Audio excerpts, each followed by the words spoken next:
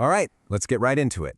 Today, we're grabbing a concept from ancient wisdom, one you probably think you know, and we're going to give it a complete system reboot. We're going deep into the original Pali language to uncover a meaning that's less about abstract philosophy and more about, well, the actual physics of your own mind. So, I want to start with a question for you. Think about this. We spend so much of our lives trying to learn more, to just pile on more and more knowledge. But what if the biggest roadblock in your life isn't some fact you haven't learned yet? What if the problem is a bug in the very system you use to perceive anything at all? You know, there's a word for this exact problem in the ancient language of Pali, and that word is Moha. Now, you'll usually see this translated as ignorance or maybe delusion, but honestly, those words just don't cut it. They miss something really important. They make it sound like you're just missing a piece of the puzzle, when in reality, the problem is much, much deeper. It's almost technical. Okay, let's break this down. To really get it, we can look at the sounds of the word itself. The first part, mo, comes from a root that means to cover, to confine, almost like being groggy. And the second part, ha, is about a flow or a state of being. So when you put them together, moha isn't just not knowing, it's an active state of being covered, of being trapped in a kind of mental fog. This gets us to a much sharper, more modern way of thinking about it. Let's call Moha what it is, a glitch. It's a low-resolution state of mind. It's a condition where your mental operating system just can't distinguish one piece of information from another. Everything just sort of mushes together into this informational static. I know. That might still sound a little abstract. So to make this totally clear, we're going to walk through 4 really powerful analogies that show you exactly what this glitch feels like in the real world. Okay, first one. Picture this. You are driving down a highway, but you're in a fog so thick, so dense, you can't see more than a few feet ahead of you. Now, you know the road is still there, right? And your car is working perfectly. And here's the key. The truth, the road, it hasn't disappeared. Your mind, the car, it's perfectly capable.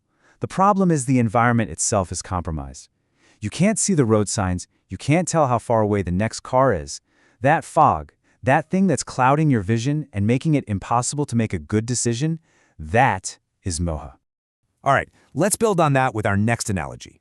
Imagine you take a picture of a beautiful, once-in-a-lifetime moment, but the camera lens is totally out of focus. What you get back is just a blurry, pixelated mess. See, the subject of the photo is technically still there in the data, but because the resolution is so low, you can't tell what's what. Is that a person's face or just a smudge?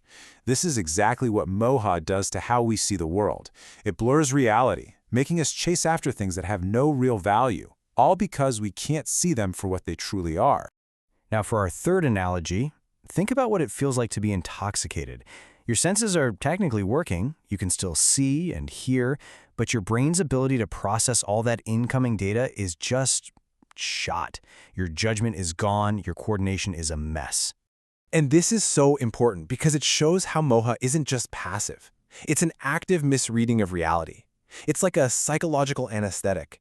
It numbs your ability to see what's helpful and what's harmful.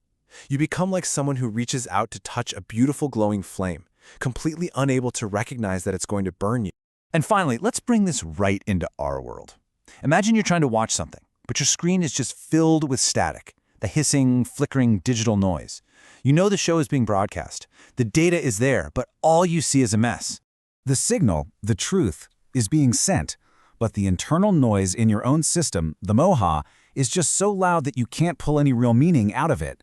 And any little bit of information that does get through is totally distorted, which of course leads to bad decisions and confused conclusions. So you've got the fog, the blurry photo, the intoxication, and the static. These aren't just clever little metaphors. They point directly to why Mahama is seen as the absolute root of all our other psychological struggles. It literally creates the environment where they can grow. This right here is the whole blueprint. Moha is the dark environment, the perceptual fog. And in that darkness, what grows? Well, you get loba, which is grasping and clinging to things, and dosa, which is aversion, pushing things away. It makes perfect sense, right? When you can't see anything clearly, it's so easy to grab onto something that's actually bad for you or shove away something that could have helped. So what do we do about it? The answer isn't to try and learn more things. You don't get out of a real fog by reading a book about maps, right? You get out by turning on your high-beam headlights. The way out of Moha is to practice clarity, to develop satsi, which is mindfulness, and samadhi, which is concentration. It's not about getting more information. It's about cleaning the lens. And this is the really beautiful part. You don't actually have to fight your urges to grasp or push away. When you increase the resolution of your own mind, you just start to see things for what they are. You see how sticky and heavy greed is. You feel the literal burn of anger. Their true nature becomes self-evident, and letting them go isn't a struggle anymore. It's just the obvious thing to do, because you can finally see. So we'll end on this thought. Moha isn't some deep moral failing. It's a technical problem. It's a glitch in the software, and the work is just to debug the system, clear out the static, and turn up the resolution. And that leaves us with one last question to sit with. What could you finally see clearly if the fog in your mind actually lifted?